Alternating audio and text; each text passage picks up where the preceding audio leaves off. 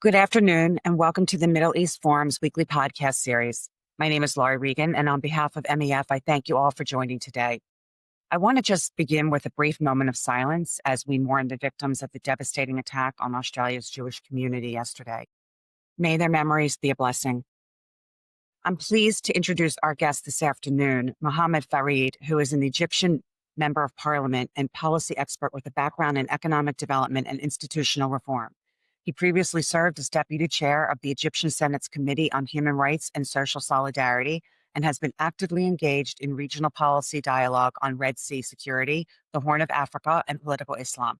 Mohamed will be discussing Egypt's security challenges in the Red Sea and Africa, sharing his views on Cairo's stance toward ongoing Houthi attacks, as well as Egypt's broader approach to the Horn of Africa and related matters.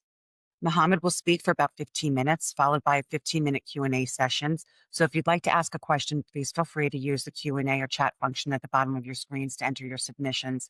I'll do my best to get to as many of your questions as possible, but please do limit your submissions to questions only. Today's podcast is being recorded and will be available for future viewing, so please do share the link with those in your networks who you think would be interested in learning more on this important topic. Welcome, Mohamed, and thanks so much for joining us this afternoon. I hand the floor over to you. Thank you for having me. It's a pleasure, always a pleasure to be here.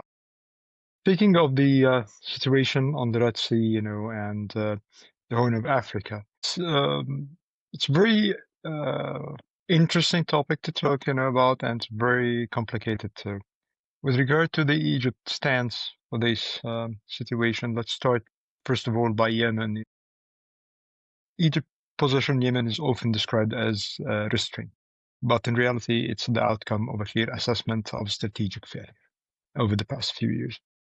From Cairo perspective, the Yemen file has suffered from inconsistent and contradictory approaches, particularly, for example, is how Houthis and Iran have been handled. On one hand, Houthis are described as destabilizing militia, threatening international navigation. On the other hand, key decisions, most notably removing the Houthis from the US FTO list in 2021 by Biden administration. They significantly reduced the political and economic pressure that at a very critical moment. And regardless the humanitarian justifications behind that decision, the strategic signal was clear.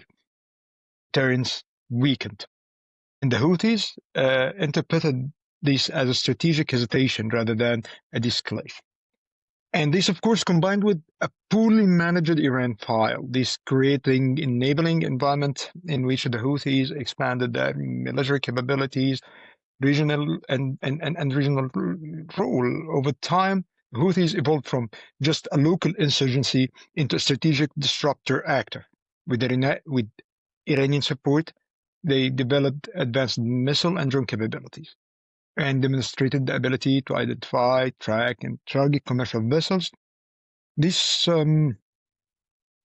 transformation didn't happen overnight. It was a predictable outcome of a fragmented strategy and inconsistent pressure. So for Egypt, the Red Sea crisis is therefore not just a sudden or just an isolated incident.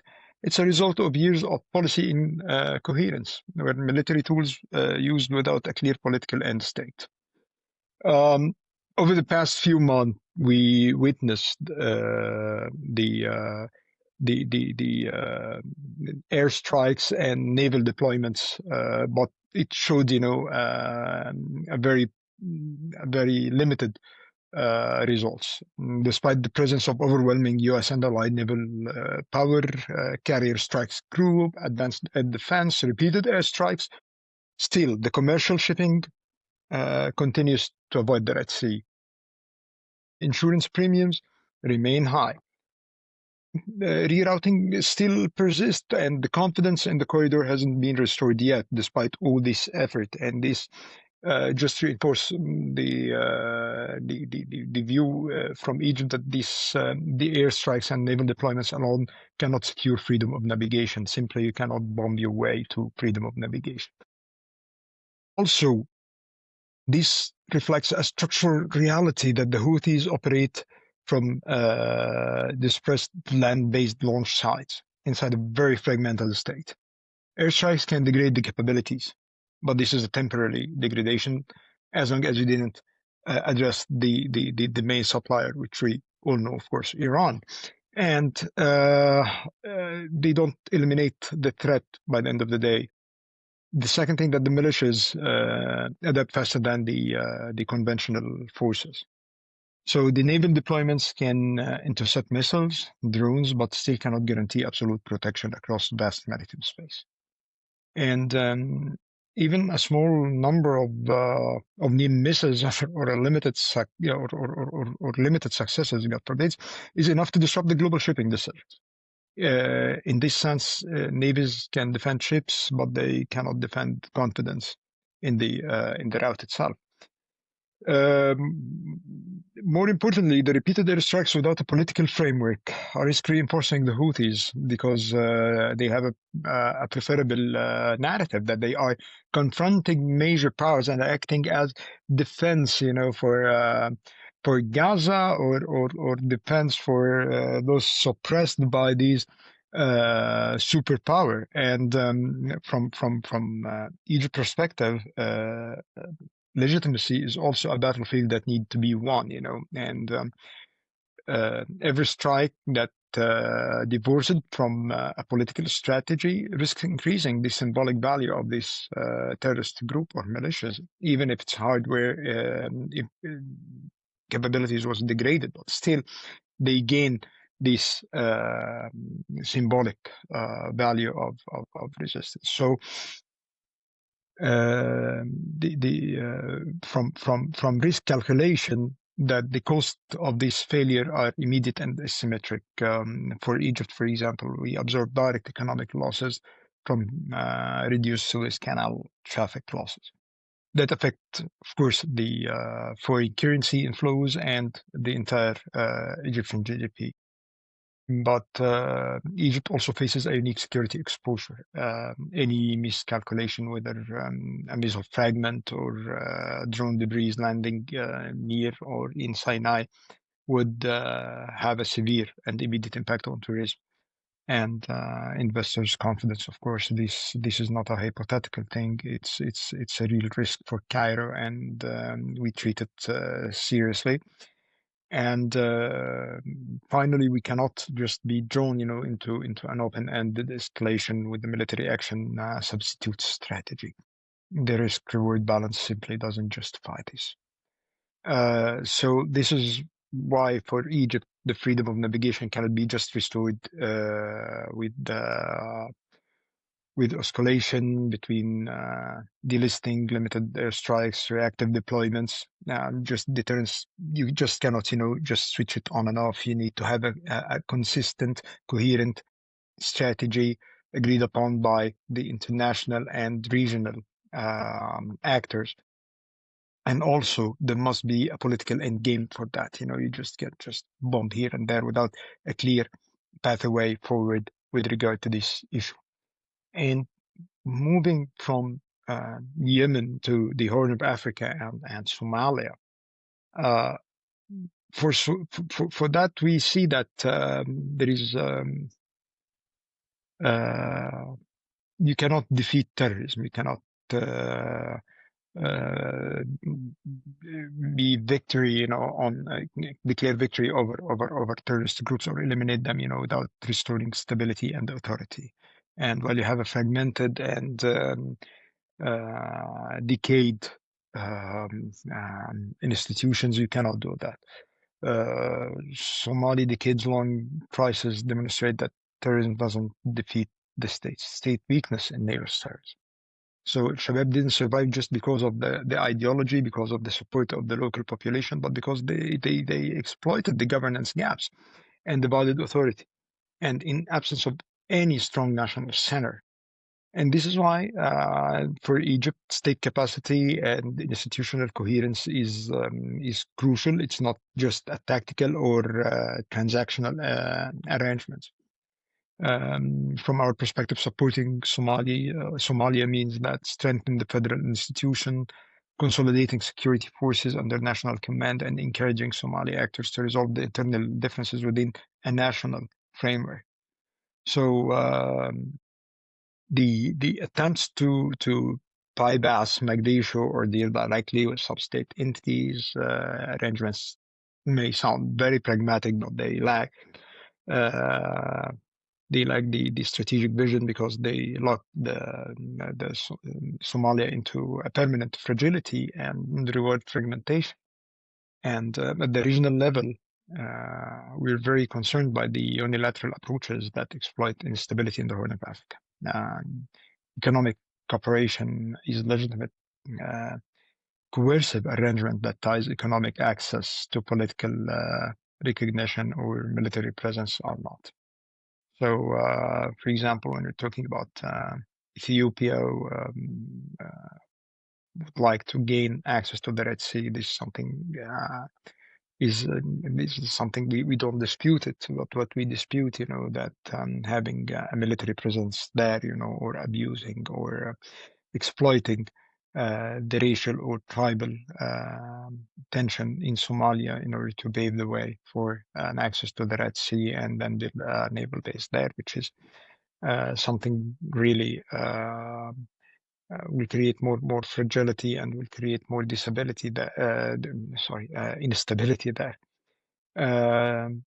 The other thing that the heavy presence of foreign military bases on the Horn of Africa hadn't produced any stability. Still, poverty prevailing, trafficking in humans, weapons, illicit goods, and insecurity still there and still persists. So this gives us a moment to think about the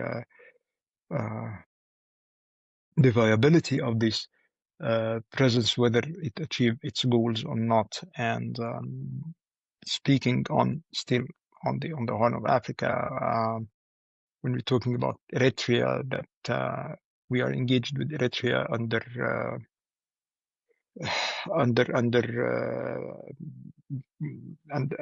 diplomatic and economic cooperations. Eritrea location along the Red Sea gives us strategic importance, and instability, and militarization along the coastline would directly affect the maritime security and create regional imbalances. So we'll coordinate with Eritrea, therefore, into preventing escalation before it becomes unavoidable. We don't need another spot of conflict. We don't need more wars or conflicts, that in this region.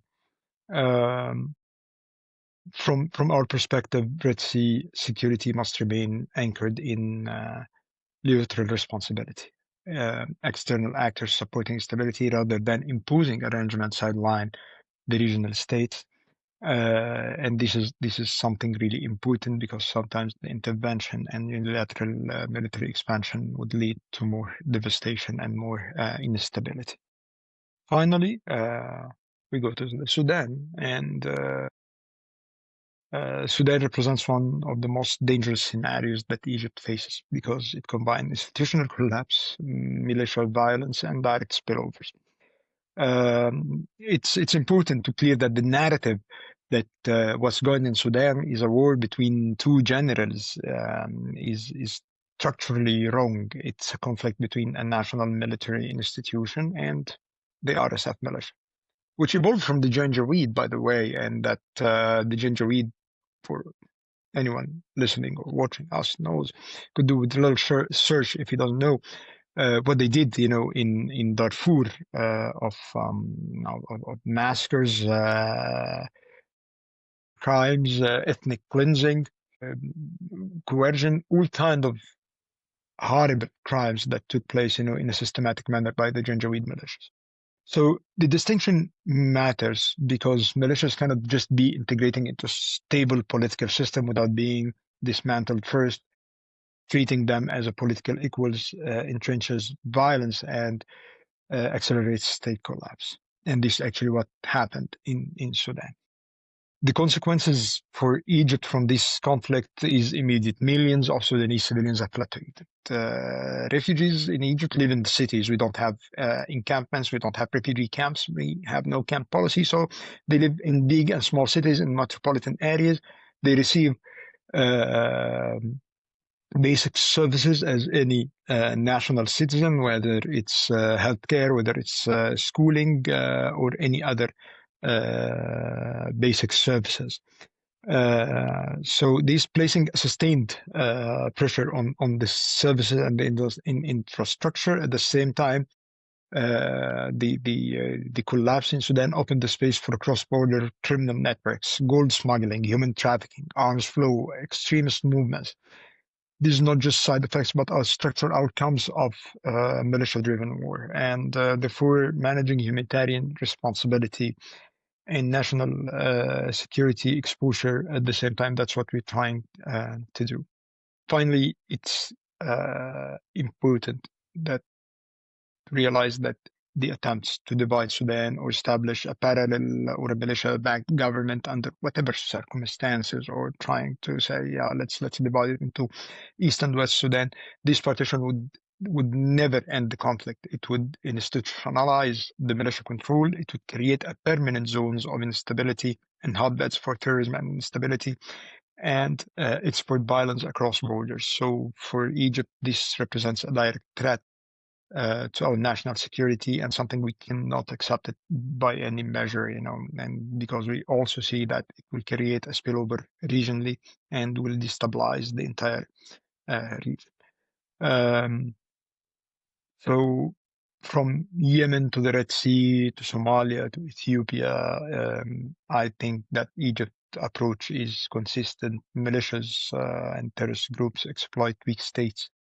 Fragmentation lead to instability, and institutions are not only sustainable, are the only sustainable foundations to bring order and stability. So for Egypt, we're trying our best to act as stabilizing power in this region.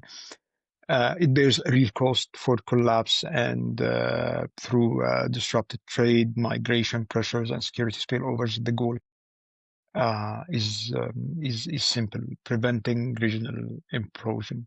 So that's, in a nutshell, the entire situation and how we see it from Cairo. Thank you so much, Mohamed. That was a great overview on a huge area. Thank you. With lots of issues. I am going to take the liberty as the moderator of asking the first question, and then I'll turn to the audience questions. There's a number of very good ones.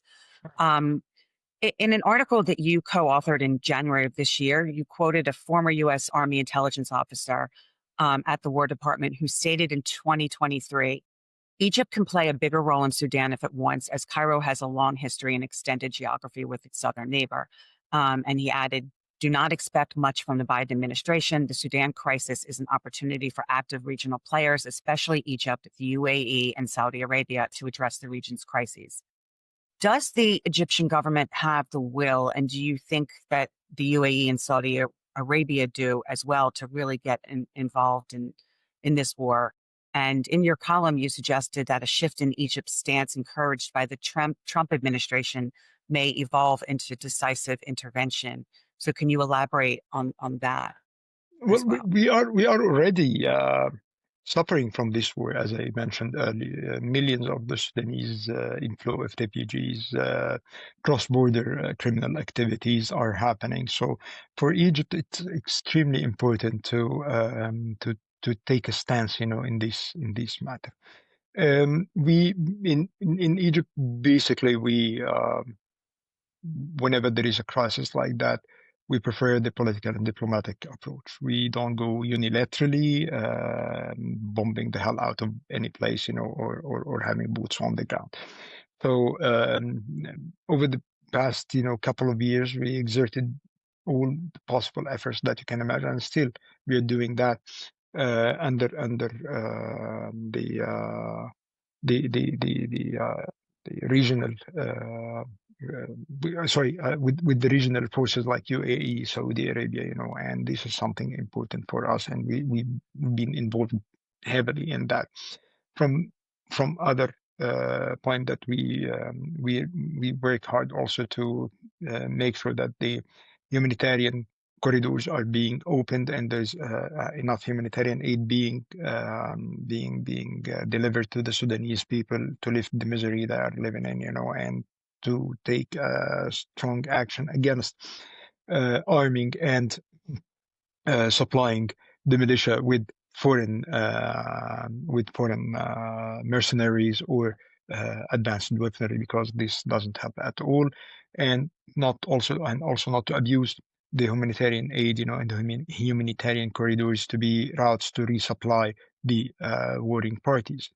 And we're also, and I think that also this is something really important for Egypt to do, is to engage more heavily in Sudan, and diplomatically, and also in humanitarian way, trying to build up a mechanism to watch the humanitarian aid and to assure that it's flowing and to get into a resolution, because still arming the warring parties would prolong the conflict and would lead to nothing, and therefore must be a clear end state, and a political roadmap toward what could happen. And this has to be a Sudanese decision, not an Egyptian decision, not a Saudi, not an Emirati, not any regional power. As a regional power, uh, we give the support that is needed.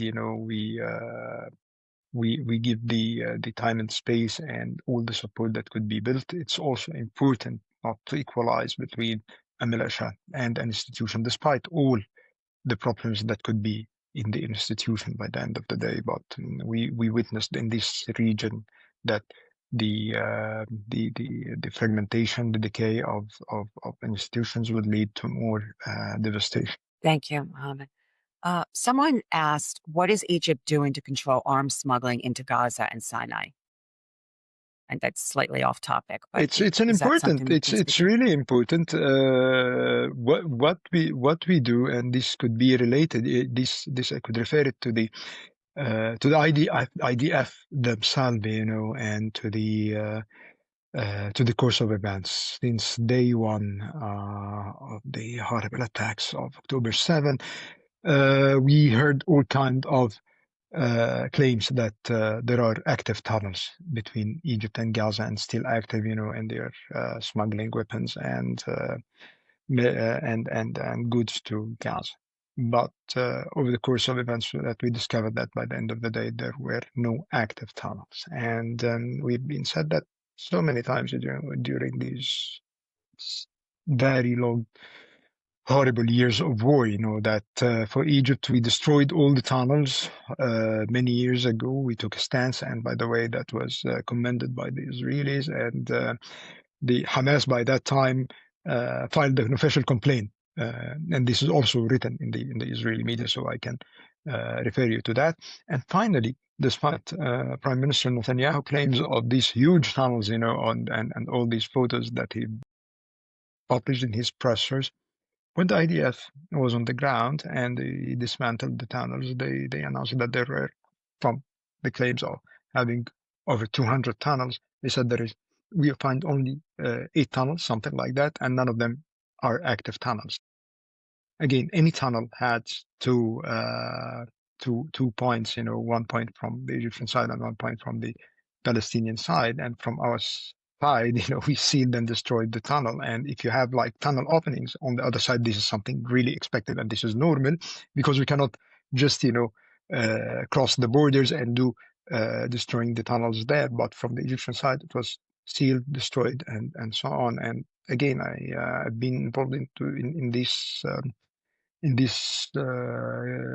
conversation, been asked this question so many times, and I'm always glad to answer it. And I'm telling you that once and again, there are no active tunnels, and this has been proven by the Israelis, not by the Egyptians. So we're doing our best to prevent that, because tunnels, again, one final point, tunnels is a two-way road. It's not a one-way road. And in Egypt, we suffered the infiltration of terrorists from Gaza who fought with the Islamic State in Sinai, with the Muslim Brotherhood, attacked Egyptian civilians and attacked Egyptian security and military personnel.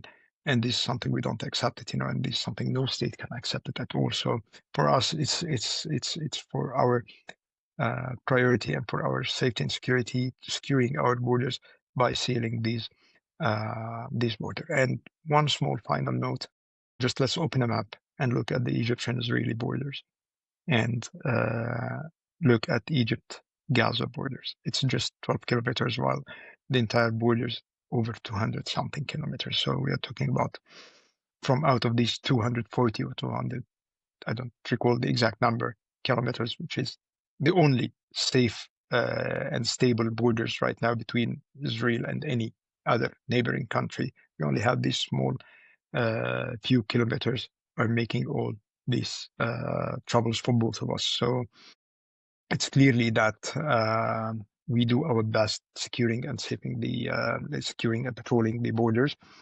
And the smuggling, there is no active tunnel for smuggling or whatsoever. So a couple people are asking about the Egyptian military. Someone said, with a huge, well-armed military, is the government unwilling or unable to protect its commercial interests against Iran-backed Houthis? What's the army's role? Well, this is a very important question, and thank you for bringing this up. The question is not that. The question, does the American strike groups, the aircraft carriers stationed in the region, and the continuous strikes over Yemen did anything to stabilize the region and help in opening up the maritime route and restoring peace and stability in this region and prevented the attack on the civilian naval ships? It didn't actually. And of course, Egypt has a decent and average size naval power, relatively speaking, but it's uncomparable to the American naval power, which is actually engaged in this region and proved it efficiency. So it's not about military deployment. It's not about striking the hell out of some place. It's about the result by the end of the day. And as I mentioned earlier, without a clear and clear strategy, a coherent set of policies, you will do nothing but just enabling the Houthis, not just degrading their capabilities, because they will get resupplied again if you didn't have this clear strategic approach while you maintain a lot of pressure on Iran and have a stable policy toward the Houthis, and finally get a clear political roadmap per se, toward how to end this conflict. But you just deploy, military and go do airstrikes here and there, or naval strikes here and there, and even boots on the ground. We saw that, and it didn't lead to anywhere. So it's very unwise, and very inefficient very unwise to just redeploy military and do strikes here and there, and that's it. You just can bomb your way out to freedom of navigation in the Red Sea without a workable and agreed upon political arrangement. Someone asked, and we only have a couple minutes left, so I suppose this will be our last question. Sure. What should be done to enhance the peace agreement between Israel and Egypt and make it a strong partnership like the one between the EU countries? That's a very, very interesting question. The problem that with the peace agreement for Egypt, we're very committed. We're very committed to this peace agreement, and it being said, state official, that peace treaty between Egypt and Israel is that we're committed to peace, and that's the problem right now. There is a lack of confidence between Egypt and the Israeli government, and the erosion of trust took over years, happened over the years, especially with the couple of years of Gaza, especially with escalation from the Israeli government. And in order to restore the confidence, we need a confidence building measures. I think that our Israeli friends need to rethink again about their strategy toward Egypt, and I think that it's important for the Israeli government to realize the importance of this peace treaty. I mean, right now,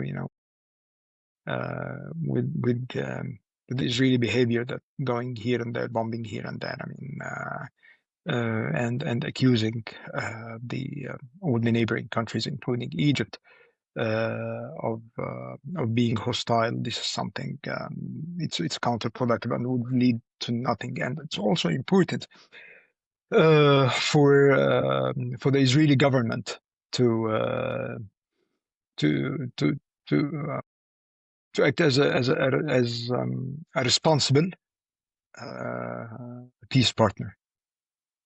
We see, for example, the gas deal that being obstructed by the Israeli government, which bring benefit for the Israelis and the Egyptians, and being obstructed by them.